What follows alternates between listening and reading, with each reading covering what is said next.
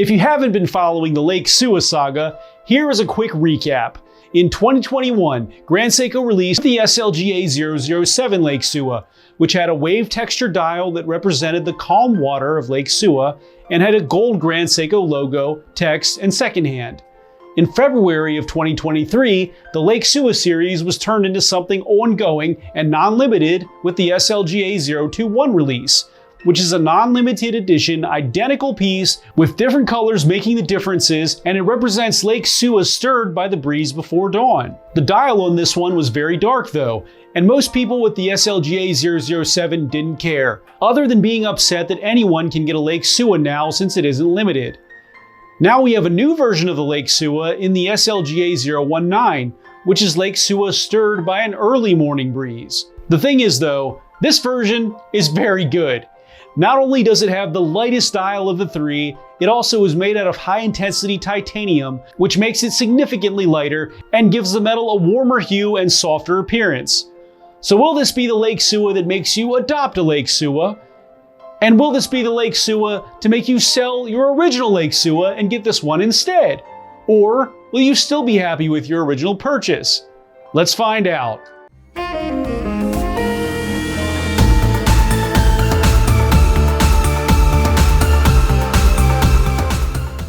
What's up everyone, it's Chris with the Little Treasury channel. Welcome back. This is where we bring you original and in-depth watch content at least once per week. If you haven't already, please make sure to hit the subscribe button and hit the notification bell to be alerted as soon as we upload. I'm from Little Treasury Jewelers, which is located in Gambrills, Maryland. And it's where you go when you're in the know. As always, the watches that I review are for sale and can be purchased, so please see the description below to contact us. If you're just joining us now, I'll go over the watch's detailed measurements and features, and then I'll offer my personal opinion at the end. In our last video, I reviewed the Oris Cotton Candy Steel Diver 65 in the blue dial, which is a great evolution of the Cotton Candy series that makes the vivid dial colors offered appeal to a much broader audience. I recommend checking this piece out if you're after something fun to play with this summer. Wrist check time. Today I'm wearing my Grand Seiko Snowflake SLGA019, which is always a great safe choice if you don't know which Grand Seiko piece to pick up first, since this one will not only have all of the best features the Grand Seiko has to offer, but it's the iconic watch that made Grand Seiko famous here in the US.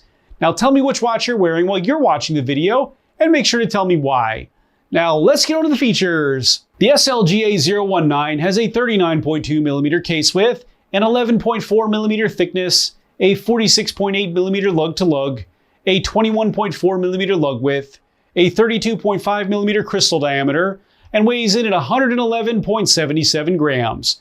The case is made out of high-intensity titanium, which is an alloy of titanium, niobium, and iron, and is approximately 100 Vickers harder than stainless steel and 30% lighter.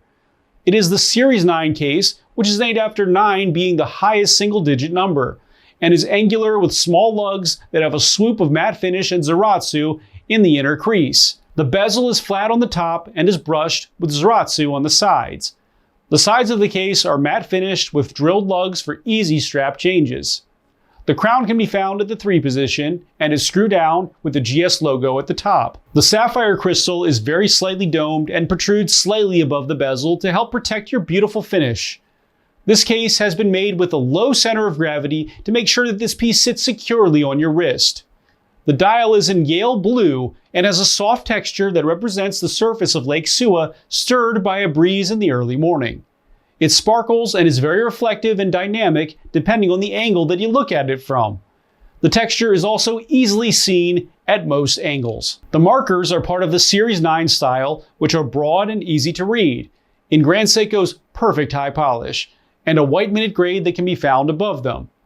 Grand Seiko and the GS logo can be found in silver tone at the top middle portion.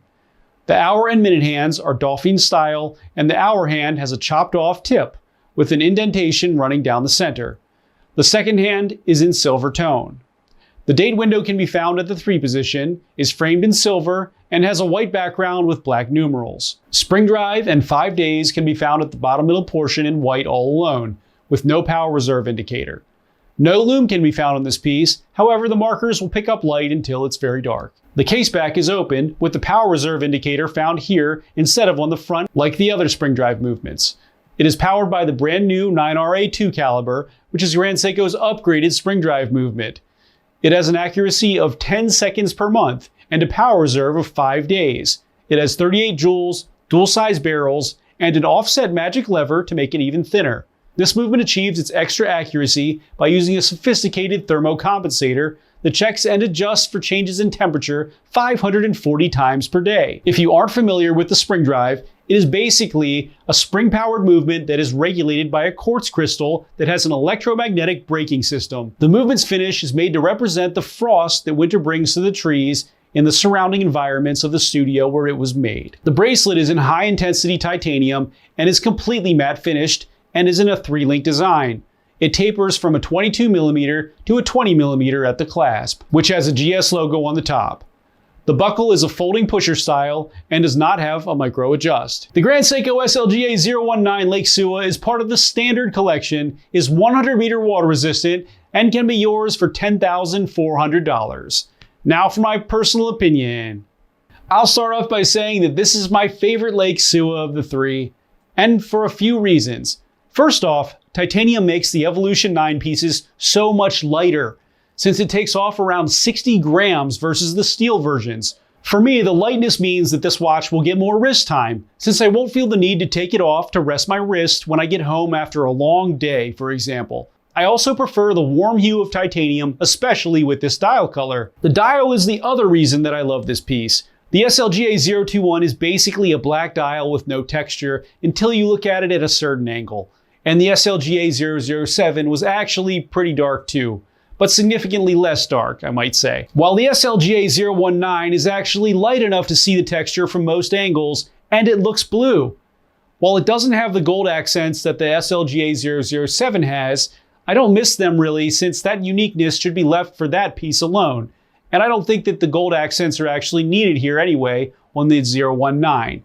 It fits great on my 6.5-inch wrist, and this one will be on my personal shortlist to pick up in the future, overtaking the Night Birch in this category for me. I highly recommend checking this piece out if you're after one of the best all-around pieces that Grand Seiko has to offer, and I'd say that this is kind of along the lines of an upgraded version of the Snowflake or Spring Drive, and would fit in this category of titanium, spring drive, and textured dials, which is an excellent set of hallmark Grand Seiko features. Thanks for watching today, everyone. I really hope that you enjoyed the video. And of course, if you did, please make sure to hit that subscribe button, give this video a like, and share with all of your friends and your family members too. I look forward to seeing you next video.